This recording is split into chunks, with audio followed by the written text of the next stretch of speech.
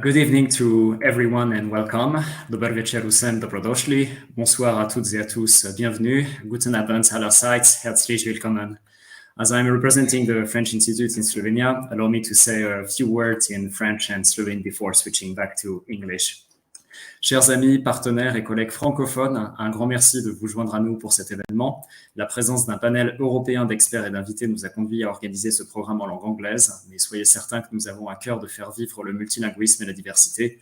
Nous espérons que cela sera reflété dans les jeux conçus ce week-end.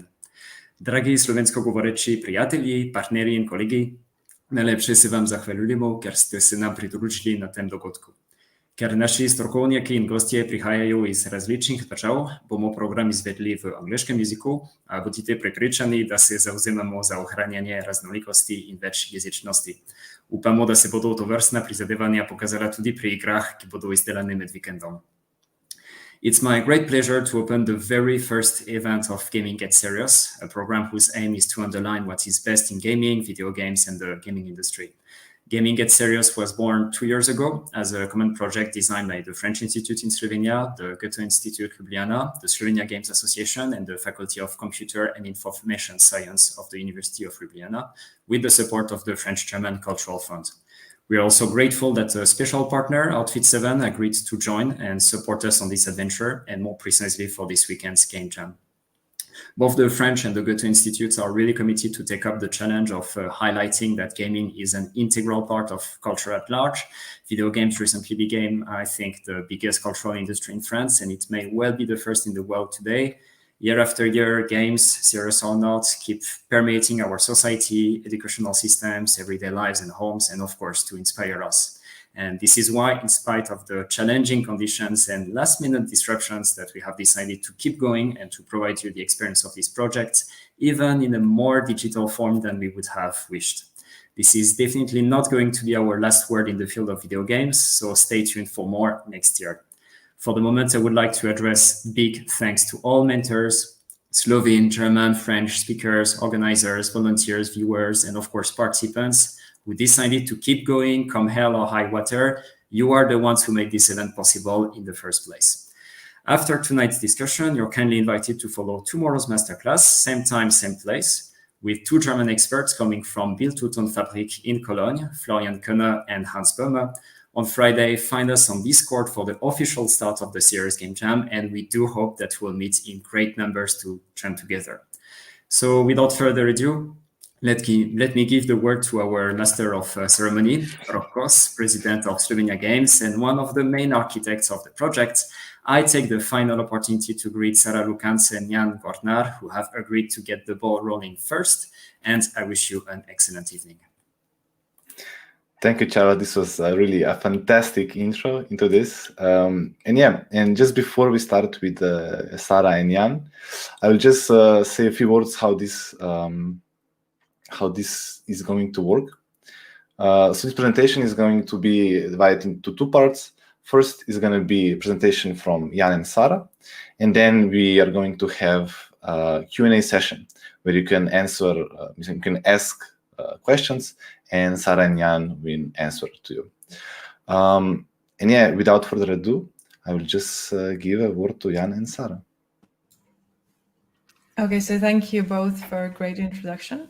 Jan already shared the screen, so let's go. Yeah. So as Rok mentioned, we're Jan and Sara. We're founders of Label the Studio, which is based in Slovenia.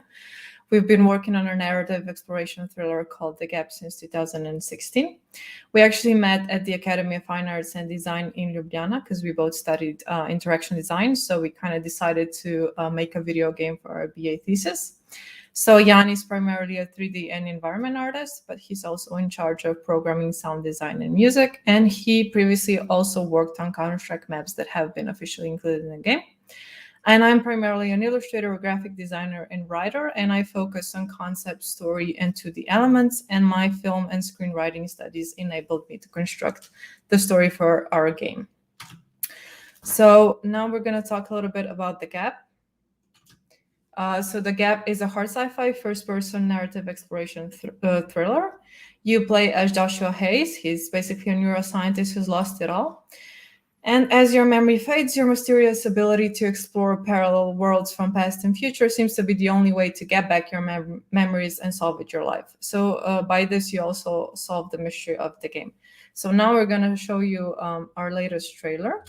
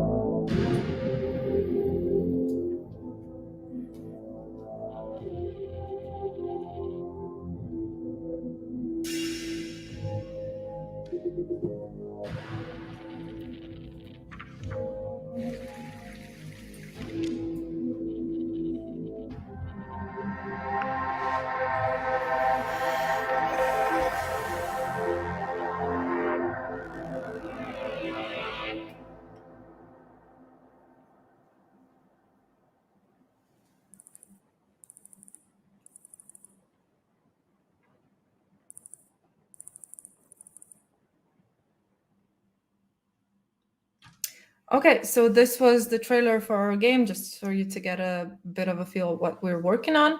So in today's talk, we'll actually primarily focus on narrative/exploration games, in which the story has greater significance than gameplay, let's say. So these games have actually become quite popular in the last decade or so, also because you need a much smaller team to make one. That's why we also decided to make an exploration game ourselves. So I will tell you a bit more about story in general, how to structure a traditional story, how to merge storytelling and interactivity, how to implement story in exploration game, and then Jan will focus more on gameplay, how to create meaningful play, and how to combine gameplay and narrative, and we will try to tell you a little bit more about our experience developing The Gap. So first of all, we have to ask ourselves the question of what is the significance of storytelling, right? So stories have always been a crucial part of human existence. It all started centuries ago with talks around bonfires and then evolved into myths and legends, some of which we still know today. So the latter have served actually a greater purpose of teaching and warning people of natural phenomena and disasters in the times when science had not been as evolved as it is today. So with the evolution of languages, our brain centers also evolved and connected among each other, which actually led to the formation of narration and story. This was very important because although we may think that people develop stories to entertain ourselves, they actually serve a much greater purpose, and that is to transfer knowledge from one generation to the other. So this function actually enables stories to be very universal, and to be basically of the same structure or have the same or equal characteristics around the globe. This also means that every one of us has an inbuilt structure or instinct, let's say, to tell and listen to stories, which is great. But at this point, we have to emphasize the main difference between two types of narration. The first one is everyday or informal narration, and the second one is called professional or universal. So on one hand, we have like everyday storytelling, like we tell each other about how our day went or what we did on vacation. And this type of narration does not follow any specific criteria such as quality, structure, language, production, etc. And then on the other hand, of course, we have professional storytellers who have learned how to perfect the action of storytelling and how to make it universally pleasing for everybody.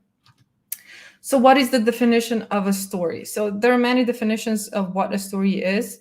A very basic one is basically that a story represents the journey of an interesting protagonist whose mission to accomplish his goals is intertwined with many obstacles that get progressively more difficult to overcome.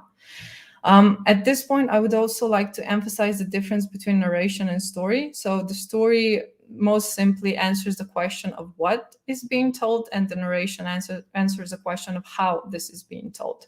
They're often equated, but they're not equal. So every story has a structure, right? We'll start with the structure of a traditional story because this is where it all begins. So every good story has to follow at least 5 basic criteria. The first one being the protagonist or the main character. Every story has to have a protagonist. The second one is conflict. For every story to be good, you have to have a good conflict. The conflict is usually between a protagonist and the antagonist, with the antagonist being a person, a corporation, a natural disaster, whatever it is. It doesn't have to be an individual. Then you have to have protagonist journey or struggle more so. You have to make the protagonist suffer a little bit to make the story more interesting. You have to have resolution. And of course, there are certain lessons to be learned by telling each story, right?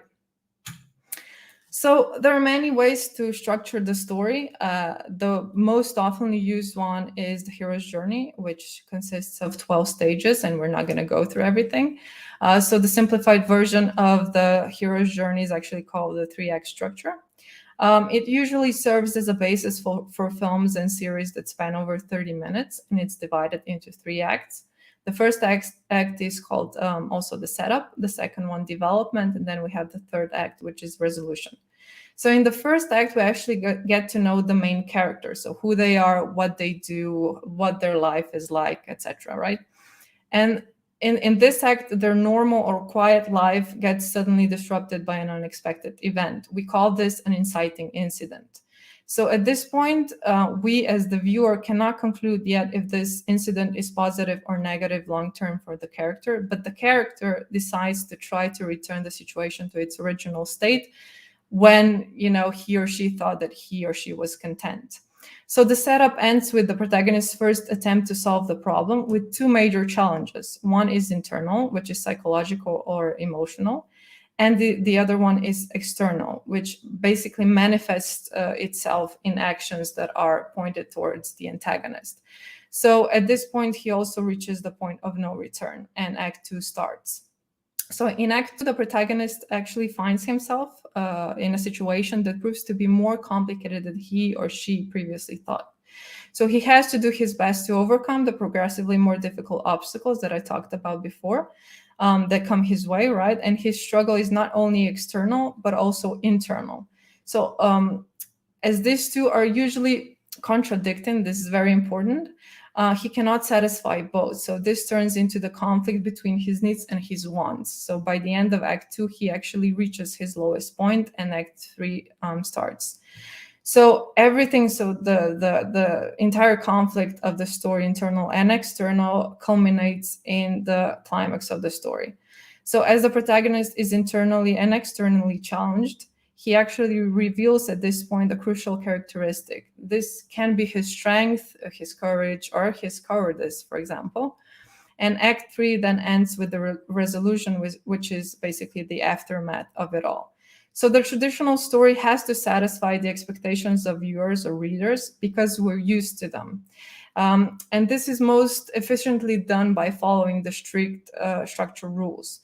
This, however, does not necessarily apply to video games as well, and we're going to see why. So the player does not necessarily expect the strict story structure from a game. A good example for this are shooters, because you don't need a great story to make a great action game, right? So the main difference that I would like to talk about or mention here is also that the medium of film and books, between the medium of film and books and video games, is also the player's direct involvement in the medium, and that is called interactivity. So what is interactivity? So the definition of interactivity is still not very clear. It basically all comes down to one-way or two-way communication. So one-way communication or media include film, books, posters, etc. And two-way media include interactive stories, video games, and the like. So whenever the user can actually affect the content of a media, for example, the story, that media becomes interactive. I have to emphasize at this point that interactivity isn't a binary quantity, meaning that you have different levels of interactivity or interactive media, some being more interactive than the others. When it comes to the story, there's a problem with interactivity because making a story that is entirely interactive and offers all possible choices for the player is almost impossible. When we talk about interactivity with games, we usually talk about gameplay, not story per se. So the story usually evolves in the way that the storyteller actually predicted, rather than in the ways that the player may have impacted the story. This is very important because we have to secure a certain level of quality of the story. So usually, the more the player can impact the story, the more the quality of the story can drop. This is basically due to the fact that the story's quality lies in the conflict, as I mentioned before, between two main forces. And the typical or average human being is naturally programmed to avoid the conflict. So this is what player does, right? So this then breaks down the story structure and the quality can drop. There are quite a few differences between interactive stories and video games, which actually enable video games to deliver the story better without the quality of the story actually dropping. So how do we combine storytelling and video games? So as we have seen before, according to the definitions, combining interactivity and storytelling may be very tricky. Unless we change the way we interpret the definition of storytelling by taking a more abstract look at the plot. So the plot, by its definition, consists of a fixed sequence of events that kind of describe or report on a state of a person, society, etc. And although this definition works very well for traditional media, we can provide the same information by other means as well. This actually means that interactive storytelling can offer the player different possibilities and choices. And instead of prefixed sequence of events, you can provide the same efficiency in communicating or communication in general and delivery of the story. So to be a good storyteller in video games, you actually have to become an abstract designer. So instead of writing the exact plot details as you would with film or novels or whatever, you actually have to invent or design the laws by which the player should act or how the player should behave within a video game. So you have to focus on the synergy of character within the game rather than determining precisely where and when they do something, like in film or novels, right?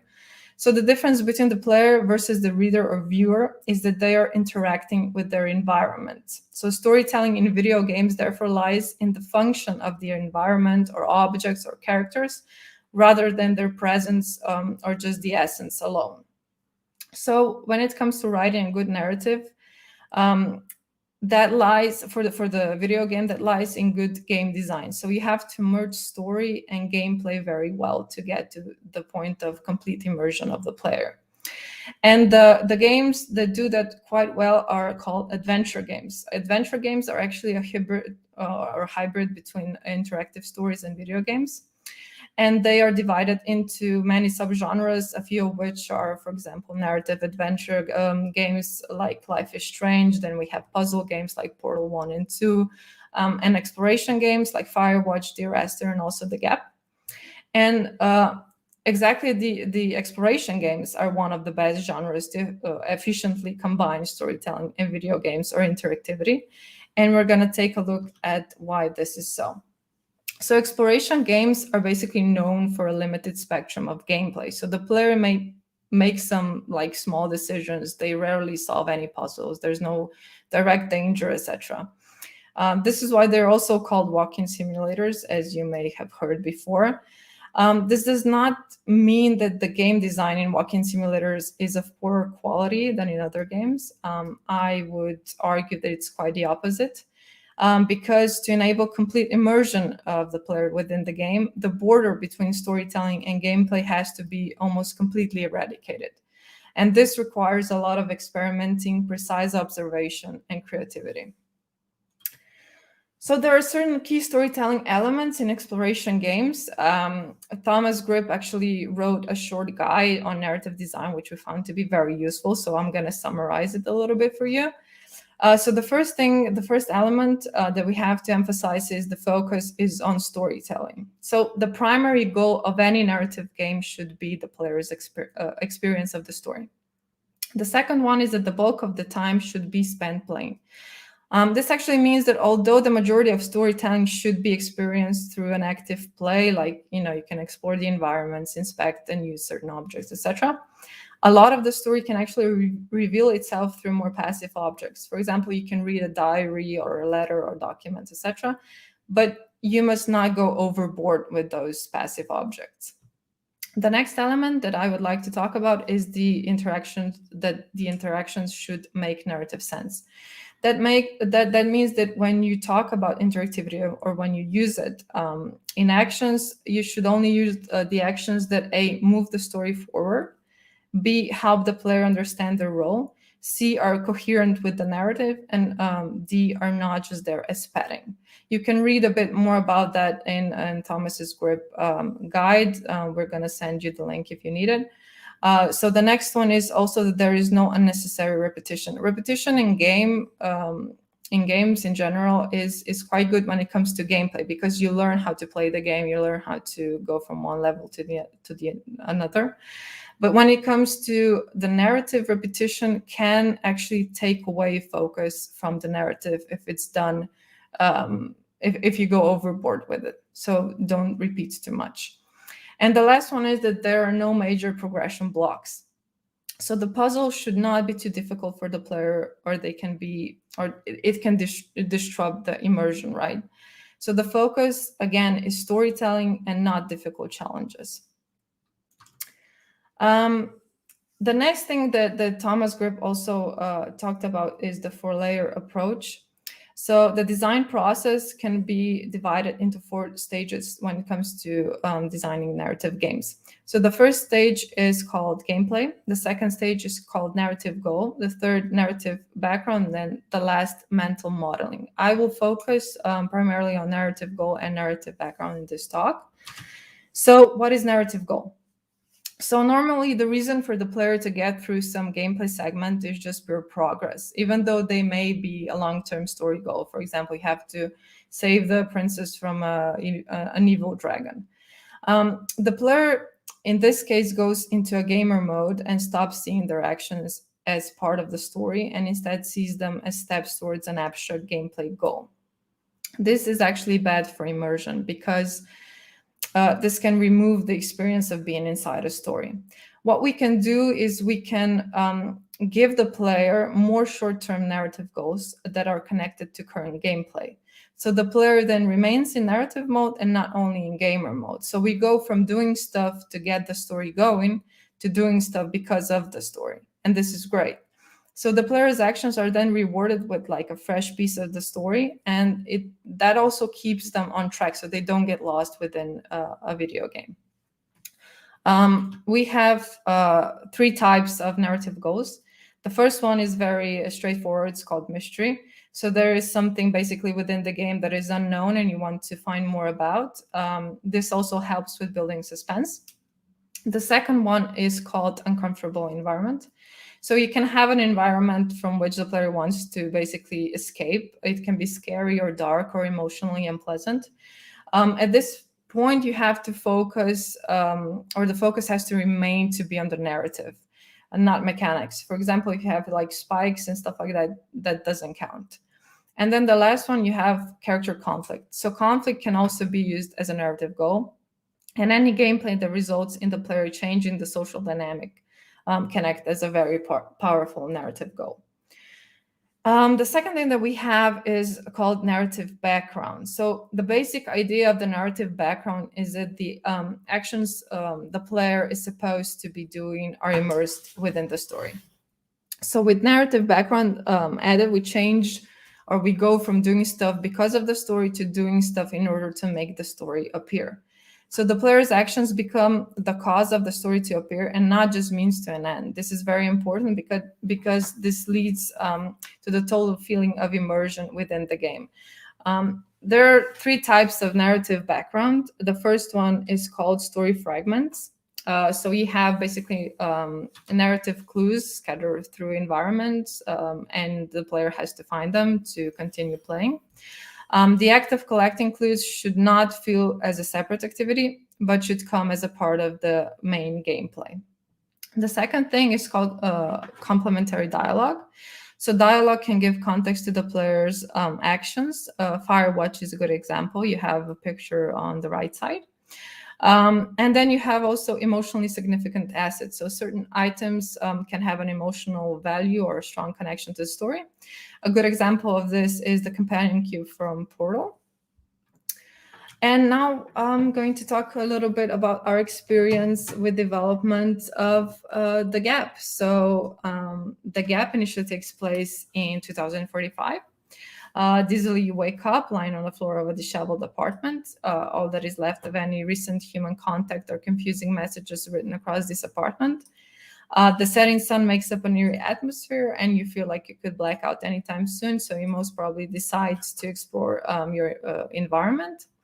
There are certain documents that you can come across that offer you a glimpse into your ostensible pastor, Joshua Hayes. He's basically a neuroscientist who's made some questionable life choices. So inevitably, your mission becomes piecing together the missing fragments of your past and solving the mystery of your and your family's affliction. Okay, so the next slide. Does it work? Okay. So I'll go through the development of the story for The Gap a little bit. So our first concept actually predicted a short exploration game that could be made by 2 people within a year. And this is why we actually decided to create a video game about parallel realities, which should have saved us some time designing multiple environments. However, as we've actually risen the story's complexity over time, environmental and technical requirements grew as well. So we kind of realized that we needed more time to finish the game. We wanted to mainly focus on the story from the protagonist's viewpoint. However, as we chose parallel worlds and deja vu as quantum jump, this kind of dictated a more methodical approach to writing the game's concept. So all these mechanisms that we used in the game required justification that was basically beyond our plain imagination, and therefore we had to immerse ourselves in scientific research as well. So what we learned actually inspired us to elevate the story's meaning and depth through imagining a real-life situation, which was very important for us, especially because the player gets more emotionally involved in the story. So the focal theme became more apparent at this point, and that was to highlight the importance of our memories, especially when it comes to the formation of our personalities, reactions, and worldview.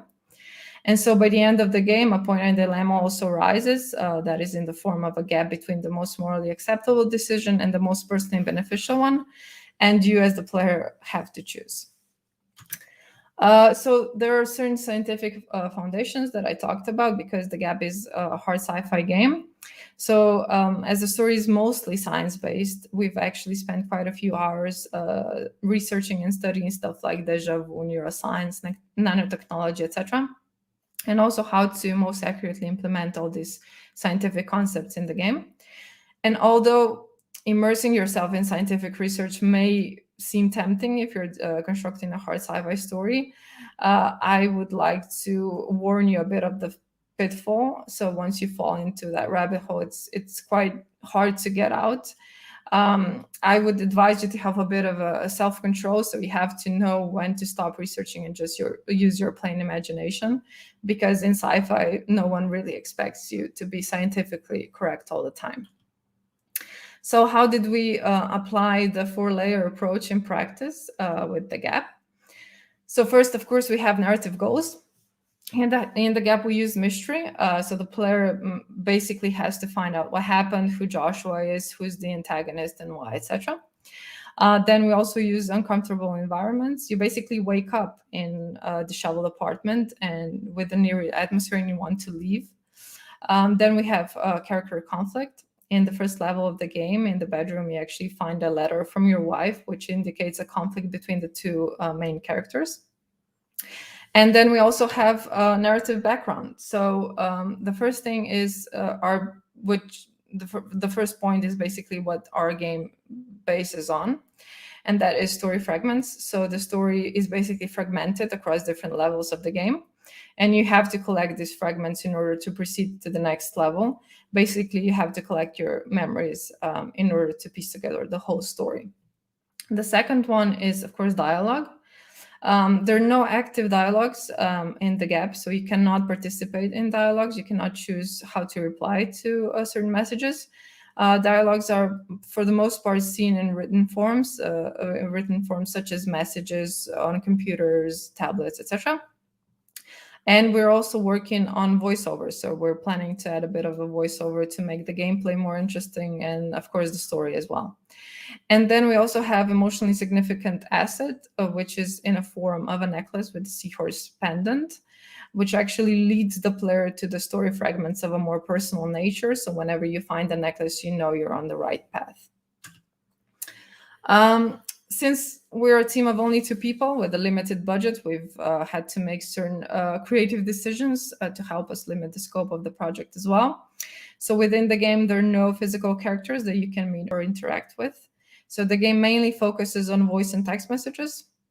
But despite this absence of other characters, the story's flow actually prevents any detraction from the experience. So we kind of use the shortcoming as an element to emphasize the gloomy atmosphere of the entire game. So despite the absence of physical characters, we employed other ways to tell the story. So we designed different visual elements. For example, in this case, this is a burnt paper from the first level of the game. We actually burnt out the parts of the text that you should not read or should not be revealed to you as a player in the first level, just to secure the suspense of the game. Then we, of course, have different documents. Just for them to appear more authentic, we made them appear to have a lot of text, but we actually blurred out all the text that is irrelevant for the player to read. And we also made some art for the game, which is actually, we employed certain traditional techniques to make the art pieces for the most part. And they also kind of show the psychological state of characters at certain point in the game story. And here's just an example of a dialogue on a phone, so that you can basically take a look at or get a glimpse of characters' personal lives. So now Jan will focus more on gameplay. Okay, so what actually is gameplay? There's no really a clear definition in gaming or game literature. So Rawlings and Adams define gameplay as one or more casually linked series of challenges in a simulated environment. But almost anyone who plays games knows internally what gameplay is, and they usually describe it as things the player can do in the game or what other entities can do in the response to the player, but it's also of what the other entities can do by autonomous courses of action that contribute to the liveliness of the virtual world. So how do we play games, actually? The main difference between games and other types of entertainment, as Sara said, is interactivity. So this would be a simple model of interactivity. It's an active relationship between the player and the game. So the player makes an input and the game responds and changes state. So in response to that state, the player then makes another input, and that's kind of a feedback loop of play. So how do we make sure that this play experience is meaningful? And how do we discern the quality of gameplay? So each player has their own preference on what they like as good gameplay. So some like shooters, some like RPGs, or some like slow narrative games. So but in the most general sense, it's also important how the mechanics in the game are connected and which connections work and which don't. So Brian Upton has a theory, or has a thing called anticipatory play, which is a play that happens in our mind to describe to more accurately describe the play that happens in narrative games, or the parts where the game is slow. So when we create a model of a game system in our mind, we can use that model to plan and predict outcomes of our actions. And those outcomes guide our actual decisions that we make in the real game. So that anticipation itself is a way to play. So the amount of anticipatory play depends on the game. So there's a lot of anticipatory play in turn-based games where you actually do a lot of calculations in your head and before you make your turn. Also puzzle games. There's anticipatory play in slow strategic bits in, action games. But narrative games also have something called interpretive play, which I'll talk about later. And to support anticipatory play, the games need to have mechanics that we can easily internalize, and games also need to give player enough time to support that anticipatory play. So here are the 6 different heuristics that we can use to see how good the anticipatory play opportunities are. So first one is choice. We can ask ourselves, are there multiple ways for this situation to unfold? The second one is diversity. So have I encountered similar situations before, or have I not? Next one is consequence. So does this choice affect future possibilities? So actions need to have consequences to feel meaningful and playful.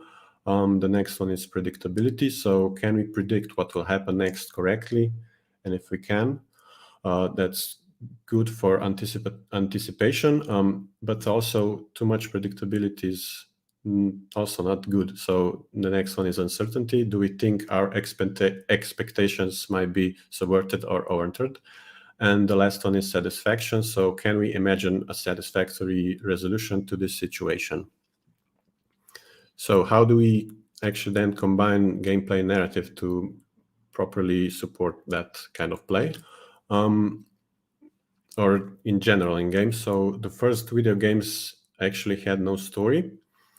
It all started, the first game with story happened in the 70s when first adventure games came out. There were a bunch of experiments combining story and gameplay of varying success, but it was proven it can be done. This relationship between narrative and gameplay is still a major game design discussion today. But if we look at most fun and successful games in the past years, it's clear that narrative enhances the gameplay, with very rare exceptions of games with actually no narrative. So you may think there are a lot of ways on how to combine gameplay and narrative, but it turns out there's only 2 major ways that 99% of the game use. So those 2 approaches are called string of pearls and story machine. So what is string of pearls? So this is kind of a visual diagram of how that looks, and it looks like a string of pearls. Yeah. So the string represents non-interactive story elements in the form of text or image or cutscene, and after that part there's a gameplay part with a certain goal, and when the player reaches that goal, the cycle repeats. There's more story, and after story there's more gameplay. So this transition from gameplay to story was in earlier games was actually really visible. There was a cutscene and then there was a playable area, but in recent narrative games this transition is masterfully joined, and it's pretty seamless. So also you may think that branching stories in games are not structured like this, but as it turns out, the player takes a linear path through the story. So when we look back at what path the player took, it also looks like a string of pearls. The next type of story in the games is a story machine.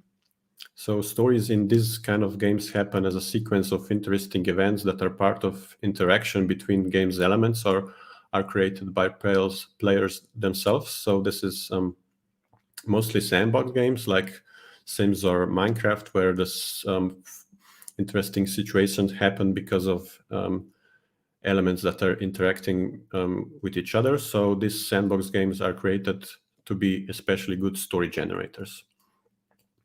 But if we want to have a truly interactive story, there are a few problems, as Sara mentioned before. So I'll also talk about some of them. So first one is that good stories need to have unity. And if you have too many choices to make, then some of those choices or most of those choices will lead to bad storytelling. So yeah, it's hard to make all of the choices, or almost impossible to make all of the choices have a cohesion at the end. The next problem is there's too many combinations in terms of choices. So if you have 3 choices each time you encounter, I guess, a choice in a game, even after 10 of those choices, the game would have to support around 60,000 different choices, and that's obviously not viable to make. So the way the games work right now is to consolidate those choices into one single choice. So it's basically like the choice didn't even matter. The next problem is that multiple endings often disappoint. That's kind of related to the first one, in that there's a lot of choices that you can make that lead to bad endings, or there's a lot of talk online when games have multiple endings about which ending is actually the true ending and which are just tackled on to support, I guess, more marketing. And the fourth problem is that games don't have enough verbs to support interactive stories. So what this means is that the games have verbs like shoot, run, walk, jump, and movies have, or other media has, verbs like talk, negotiate, agree, disagree, empathize. So we can't actually do that in the stories by ourselves now. There's always some predetermined responses we can pick. But that might change with the advent of AI. So the games that masterfully combine the story and gameplay, as Sara said, are exploration games. They usually don't have a lot of interactive stories, but I'll show you how they deal with gameplay. So in exploration games, the gameplay is closely connected to the story, and the story dictates the gameplay. So the point of exploration games is not to create great gameplay, but rather a whole experience that the player can think about long after the game is finished. So the main actually the main way of play in this game is called interpretative play. So what is interpretative play? That is anticipatory play with a focus on finding meaning. So you not only ask yourself what's happening or what will happen, but you also ask yourself, what does this mean, or why is this interesting to me, or what does this say about the world? So it's not about solving puzzles, but it's about finding an interpretation of events that feels whole and complete. And with interpretative play, we also relate our experiences in the game to our experiences in real world and our understanding of the real world. So what are the key factors that support that kind of play? So first factor is coherence. So gameplay has to have meaning in the game world. If there's a mechanic that doesn't make sense in the game world, then it shouldn't be in there. The second one is simplification. So the game needs to be simple enough so that the player is not stuck for an extended amount of time. If they are stuck on a puzzle or in an area, it forces the player to think about tactics. So they switch from narrative mode back to gamer mode, and that breaks immersion. The third one is sense of achievement. So to feel autonomy, the player needs some sense of achievement. This can be presented as exploration, or it can be solving puzzles or making difficult story choices, but it's also about understanding the story. So when they find a new story piece and they piece together all that they saw, it's some kind of sense of achievement. And the fourth one is action confirmation. So when a player does something, they have to understand why they're doing that. So if events happen without them knowing why, it feels like the game is just playing itself and pulling the player along. So they stop thinking about the events of the game and switch off. So I'll analyze or show a interesting gameplay part of What Remains of Edith Finch. So it's a narrative game. It deals with showing stories of different characters, and all those characters die at the end of the story. So this is the Louis story. He works in a cannery. So on one side, you control the hand that grabs the fish and moves it under a blade to chop the head off. So that's kind of a monotonous job. And on the other side, you're controlling a character in Lewis's imagination with your WASD keys. So that's the interesting part. So the imagination part slowly fills the screen as the character gets more and more involved in his dream world. So it's a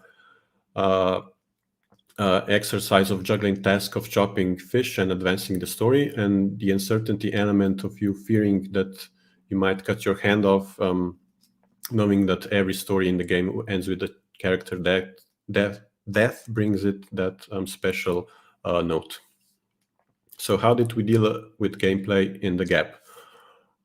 So it's a narrative exploration game, as we mentioned before. So the core gameplay loop is exploring the environment, finding interesting or relevant objects, and trying to advance the story. So it's a first-person game, and the main action or the key difference is to find from other exploration games is to find relevant key objects that enable you to travel to another world and discover your past. So that is done with Deja Vu, which is a special mechanic in our game. It's a main mechanic of traveling through parallel universes. So the first time it happens, the players share the same confusion as the character they're playing. They don't know what's going on. So they have to find out how to actually control this mechanic. And this took a lot of experimenting to help communicate to the players how it works. And we think we have something that works right now. And also the game has some puzzles that require the player to be more attentive and follow the story. So we didn't have many puzzles at first, and your traversal through the parallel realities was fairly linear. You didn't go back or forth, but we found that solving puzzles helps the player remember important things. And the puzzles also help the player remind about the game mechanics, specifically jumping back and forth between different realities so they don't miss any important piece. We also employ making a strong eerie atmosphere to help with the storytelling. As we are both artists, we put a lot of care into the visual style and atmosphere of the game. We strive towards stylized realism, and we focused on shapes, lighting, and material definition, leaving the surfaces mostly flat and without textures. And although we tried to make environments look visually appealing, we mostly designed them to tell the story. So we wanted the apartments to look homey and, if needed, also uneasy. And as some of the environments are duplicated and set in a different time, we decided to distinguish them with distinct colors and lighting to produce different atmospheres. So this combination of colors and lighting alone sets up the tone of a particular segment within the story and its development. So we also use sound as a big contributor to the atmosphere of our game. We mainly use ambient and minimal music that evolves with the player's actions to emphasize different emotional parts of the game. And we also use different ambient sounds to help set up the mood, like rain or falling water or running faucets. So, and here is an example of how this sounds in the game.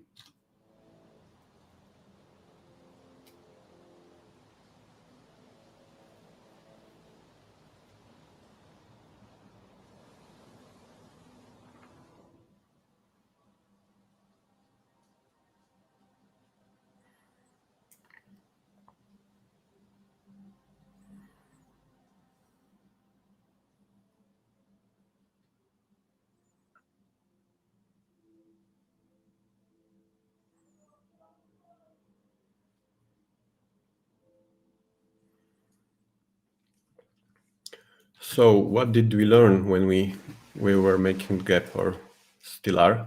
So number one is we have to guide the player, because the first version of our game didn't have any indication of which objects were interactable or which weren't, or where to go. So we had to make a compromise and add little dots above the objects so the players would easily find what objects are key objects and what were just there for set dressing. The second thing is we have to remind the player of what happened in the game and of what mechanics we have in the game. So to remind the player of what happened, we actually added a special place in the game where all the pieces of the puzzle they found collect. And to remind the player of the mechanics, as I said before, we added more puzzles that encourage the use of the parallel reality travel. And also puzzles in general are hard, especially if you have to make them follow the narrative. We try to avoid making too many puzzles that involve finding numbers or pins, but hopefully we didn't put too many in. Okay, so here are some references that would, if anyone wants to learn more, and some references that we used in making of this talk. And we would like to thank you for listening to us, and we wish you a great game jam. Best of luck. Thank you, Jan and Sara. This was amazing presentation. And with this, we're gonna start. With the Q&A. So before we get all of the questions from the chat, from the YouTube comments, I'm gonna ask like few questions. So from where did you get like the inspiration like for these puzzles and stories and so on?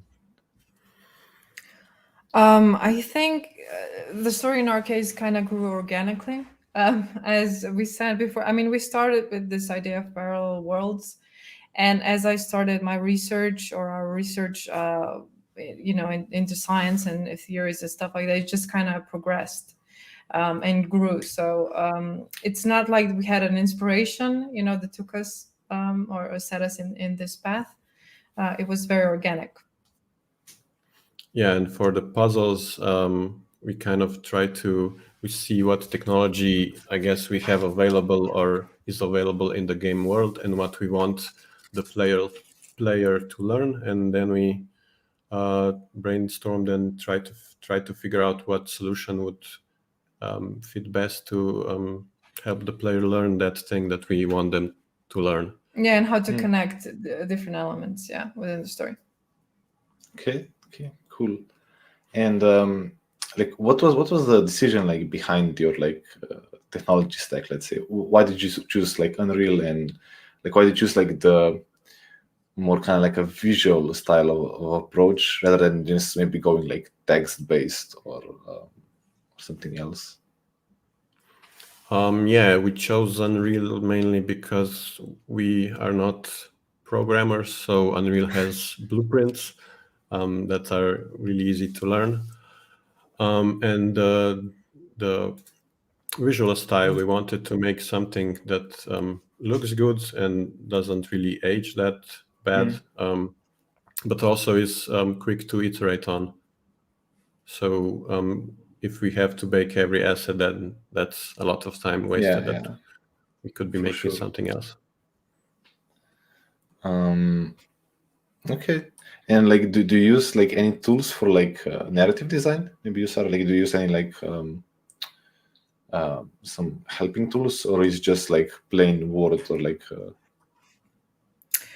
Actually, I started writing the story as a script, as a film script, more so. But then it kind of proved not to be the best idea. And now I have a lot of A3 formats with sticky notes. So I think that's the best way for me. I'm very traditional in story writing. So yeah. Cool. Before my further questions, I will just answer like some of them from the audience. So Johannes is asking, does Unity have their own version of blueprints? Maybe that's more for you, Jan.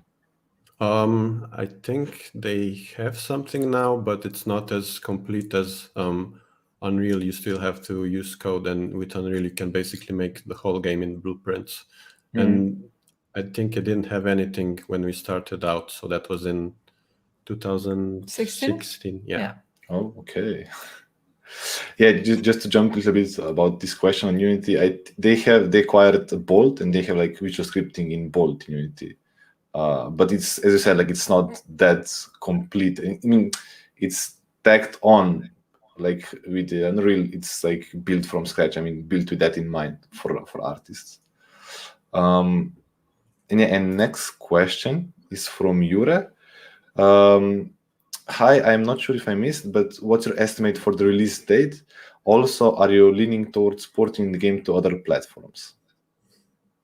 Yeah, the release date, I think, kind of evades us a little bit. Yeah, we don't want to commit to anything right now, but it's Next year. coming soon. Next. Yeah. Coming next soon. Yeah, I also want to ask you that question. Like, what, like, in what stage are you guys now? Like, I mean, are you adding content still, or are you like close to alpha or beta, or like are you like searching for? I know you're searching for publishers, but like in what kind, like in which stage of, let's say, development are you now? We thought we were in alpha stage, right? Yeah. And now we actually have to add another hour of gameplay, so which is like half of our game right now. So we have to, yeah, we're like 60% done. 60, 70. 70, yeah. So the game is playable from start to finish, but there's I guess all the side environment stuff that we need to add. Yeah, additional features and puzzles and stuff. So we have to work on this. Yeah. And just like quick estimate, like how long do you think like that somebody like needs to like to replay, let's say, the main story arc, like for the end game or now? No, like now when the game is finished. Yeah, I mean now I think it's hour and a half to 2 hours, I think. Okay. Around 2 hours. Yeah. Cool. Okay. I will just check if there's any more questions from the audience. If not, then I'm gonna ask one more. I mean, you asked, like, you answered a little bit already, but like I wanted to ask you what are your like future plans for this game, and maybe also for you and your company. What do you have any like plans after this game, or like this is it and then we'll see it, or yeah, I mean, we talked about like making short exploration games that would act like films, so that you can like play them in one evening. Maybe we'll focus on that, but who knows what the future holds. I mean, we thought we would release the game like 2 years ago, but here we are, so it's hard to answer what the future holds. Okay. But like you also we had like one slide about like what you learned, like did you also like create like, how to say, some kind of like a mini framework like that you could like do like faster, like similar style of games, or would you like start from scratch if you would do one more game? I think we could use some of the stuff we made for this one. We have the player character that's kind of made for this type of games, and other objects, but we would probably have to kind of refactor it a bit because I wasn't as good in blueprints back then, so it's kind of spaghetti code. We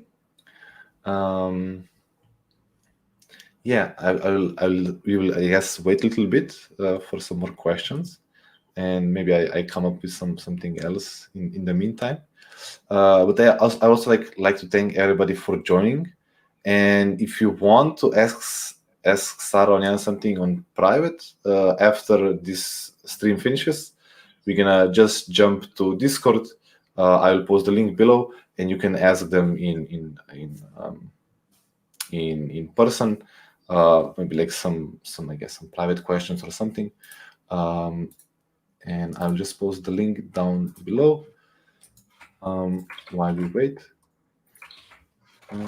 Actually, I think we didn't answer the porting question, right? Oh yeah, the porting question. Yeah, go ahead. Jan. It depends on the publisher, but we would like to port the game to next generation consoles. Okay, cool. So we'll see how that goes. Yeah, I mean, currently we're talking about Xbox, right, and PlayStation, and we'll see if we can port it to Switch as well. Okay, cool. And there's one question from Yaka. So, are you using any sound libraries, or it was recorded by your team? So yeah, we are using Soundly, and some of the sound effects I recorded myself. So it's a mix of both. And what do you use? Any like middleware, like Fmod or Revise, or like for because you showed this progressing of ambient music and so on. No, that is all done in Blueprints and Unreal, so we don't use any like middleware. Okay, cool. And one question from Johannes.